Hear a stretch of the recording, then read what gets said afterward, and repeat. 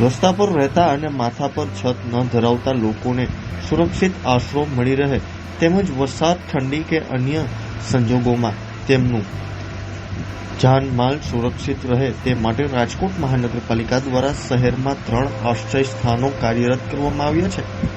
અહીં નિરાશ્રિતોને રહેવાની, જમવાની, સ્નાન કરવાની અને આરોગ્ય તપાસ સહિતની સુવિધાઓ ઉપલબ્ધ કરવામાં આવે છે. સાથે જ જે લોકો કામ કરતા સક્ષમ હોય તેમને રોજગારી સાથે જોડવાના પણ પ્રયાસ કરવામાં આવી રહ્યા છે. રાજકોટ શહેરમાં રહેતા, રસ્તા પર રહેતા અને કોઈ કાયમી રહેઠાણ ન ધરાવતા લોકો માટે રાજકોટ મહાનગરપાલિકા દ્વારા 3 આશ્રય સ્થાનો કાર્યરત કરવામાં આવ્યા છે. ખાસ કરીને વરસાદ, શિયાળો કે અન્ય કપરા સંજોગોમાં કોઈ વ્યક્તિ ખુલ્લા આકાશ નીચે રહેવા મજબૂર ન બને અને જાનહાનિ જેવી પરિસ્થિતિ સર્જાય નહીં તે હેતુથી આ વ્યવસાય ઊભો કરવામાં આવ્યો છે. તો ત્યારે જુઓ અમારો ખાસ અહેવાલ. રાષ્ટ્રીય શહેરી આજીવિકા મિશન યોજના અંતર્ગત રાજકોટ શહેરમાં જે ઘરબાર વગરના લોકો છે એ રસ્તા ઉપર ન રહે, એને જાનહાનિ ન થાય અને એનું જાનની સુરક્ષા માટે રાજકોટ શહેર ખાતે 3 આશ્રય સ્થાનો કાર્યરત છે. એમાં એક આશ્રય સ્થાન છે ભોમેશ્વર વાડી શેરી નંબર 2, 400 બેડની કેપેસિટીનું આશ્રય સ્થાન છે, જેમાં 200 બેડ છે એ સ્ત્રી વિભાગ માટે અલાયદી વ્યવસ્થા છે અને 200 બેડની કેપેસિટીનું છે એ પુરુષ વિભાગ માટે અલાયદી વ્યવસ્થા છે. એવી રીતે શાળા નંબર 10 છે એની પાસેનું જે આશ્રય સ્થાન છે એ 448 બેડની કેપેસિટીનું છે. એમાં 224 છે એ સ્ત્રી વિભાગ માટે છે, 224 છે એ પુરુષ વિભાગ માટે છે.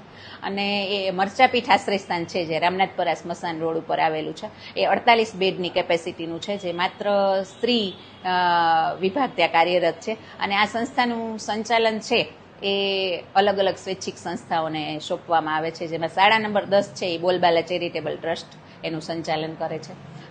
ભોમેશ્વર છે એનું સંચાલન છે એ એમજે સોલંકી છે એ સ્વૈચ્છિક સંસ્થા દ્વારા થઈ રહ્યું છે.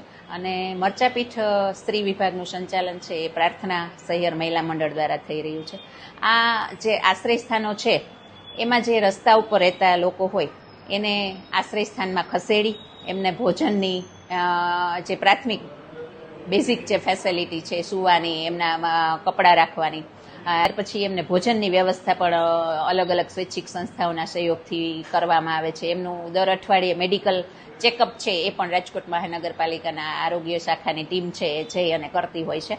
અને એમને બીજી કોઈ પણ સરકારી યોજનાનો લાભ મળે, ધારો કે કોઈ વૃદ્ધ છે તો એને વૃદ્ધ પેન્શનનો લાભ મળે, સિનિયર સિટીઝન છે તો એને બસમાં મફત મુસાફરી મળે, પછી કોઈ કામ કરી શકે એમ છે તો સંસ્થા દ્વારા મેન પાવર એજન્સીનો સંપર્ક કરી અને એમના મારફતી કંઈ ને કંઈ રોજગારી મેળવે એવા પણ પ્રયત્નો કરતા હોય છે.